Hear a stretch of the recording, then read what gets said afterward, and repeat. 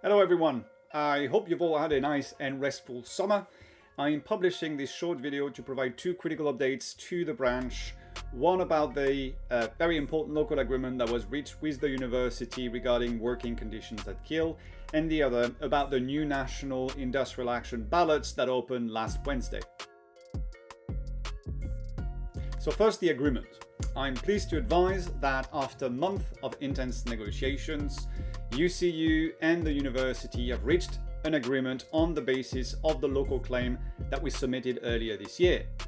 The agreement has now been formally approved by the branch at our last EGM and was formally signed by the Vice Chancellor, which brings the agreement into force and brings our claim to a close.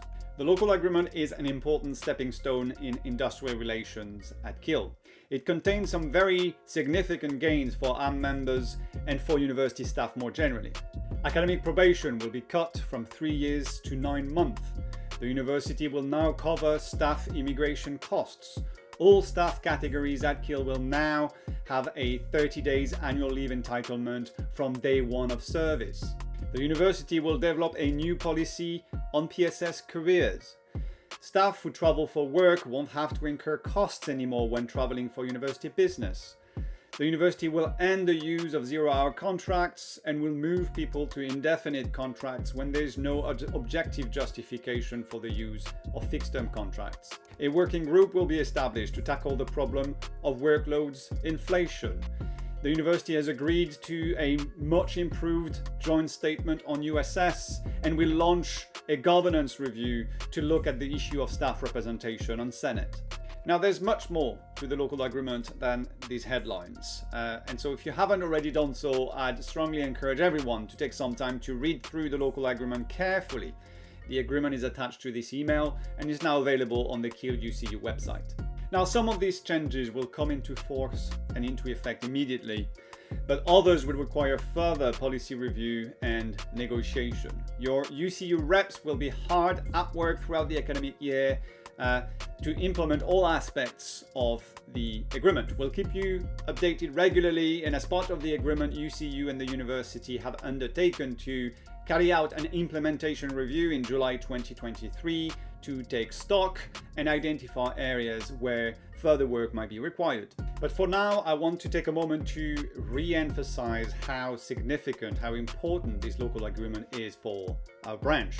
We hope the agreement will bring significant improvements to our working lives and working conditions and will help rebuild some of the trust and goodwill between staff and management at our university. I want to take a moment here to acknowledge and to thank the UCU committee for the unbelievable amount of work that has gone into making this outcome possible, and specifically to my fellow UCU negotiators. But I also want to take a moment to thank you, the membership, for giving the committee such a strong and clear mandate to negotiate and for giving us the leverage to extract those very significant concessions. It goes to show that when we mobilize, when we organize, and when we take action, we win. So well done, everyone.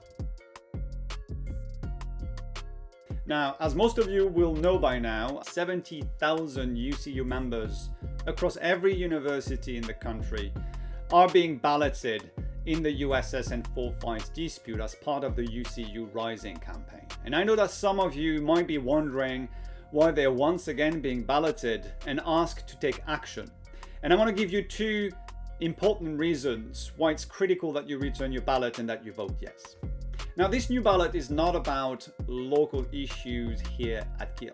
It's about big systemic issues that are driving our sector into deep crisis. This is a national ballot about national issues, and on those big national issues, employers are still not budging. Our working conditions are being needlessly and relentlessly attacked and will continue to be unless we draw a line and say enough is enough. Last month, universities' VCs went ahead and imposed a 3% pay increase, well below the RPI inflation of 12.3%. Now, this represents the largest real terms pay cut in living memory. And as a result, pay in our sector has now fallen behind inflation by 25% since 2009. Now, this is all happening in a sector that is generating massive cash surpluses.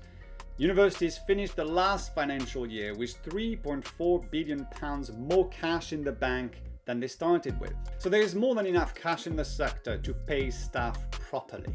But university bosses are deliberately choosing not to invest in people and instead splashing cash on capital expenditure and vanity projects. Now, in the pensions disputes, the latest USS financial update shows that, surprise, surprise, the so-called deficit, which was calculated right when the COVID pandemic was rocking global markets and which prompted a 35% cut to our pensions, has entirely disappeared, and USS is now reporting a 1.8 billion surplus. We've always known that the 2020 valuation was not a sound basis on which to implement changes to our benefits. Once again, we've been entirely vindicated, and yet Universities UK pushed through devastating cuts to our pensions regardless, and they now need to be forced to revert the cuts and to reinstate our benefits. The second reason to return your ballot and vote yes is the bigger national picture. We're currently in the midst of the largest wave of industrial action this country has known since the 1980s. Posties, railway workers, barristers, dockers, telecoms and refuse workers, bus drivers, council workers are all walking off the job to demand better pay and conditions. Amid the longest, deepest and most severe squeeze on living standard in generations, we're seeing a massive upsurge in trade unions' confidence. Workers have had enough and are rising to demand a fairer distribution of wealth in our society. So the British working class is igniting. But this does not guarantee success. Success will only come if workers in other sectors mobilize and join in this historic wave of strike action. I was at a Support the Strikes meeting last week in Manchester, where I met with strikers taking action across the public and private sector in the Greater Manchester area. The ballots in UCU and the teachers' unions were repeatedly mentioned, with a sense that what happens in the education sector will very much determine where the movement is headed next. So all eyes are on us, my friends. There's great hope, but also great expectation that university workers will join in the struggle and stand in solidarity together with all those who across the UK are fighting to deliver a new deal for working people. So don't sit this one out. Let's deliver a massive yes vote and a massive turnout. Let's amplify the national struggle and send a clear message to employers and the government that, like other workers, university staff have had enough. In the weeks to come, you'll be canvassed by our campaigns officers and by HQ. As ever, remember that the easiest way to get us off your back is to cast your ballot and to let us know that you voted. Now remember that ballot papers may have been delivered to your work address, so check out your pigeonhole at work. If you haven't yet received your ballot papers, reach out to us and we'll assist. Bye for now.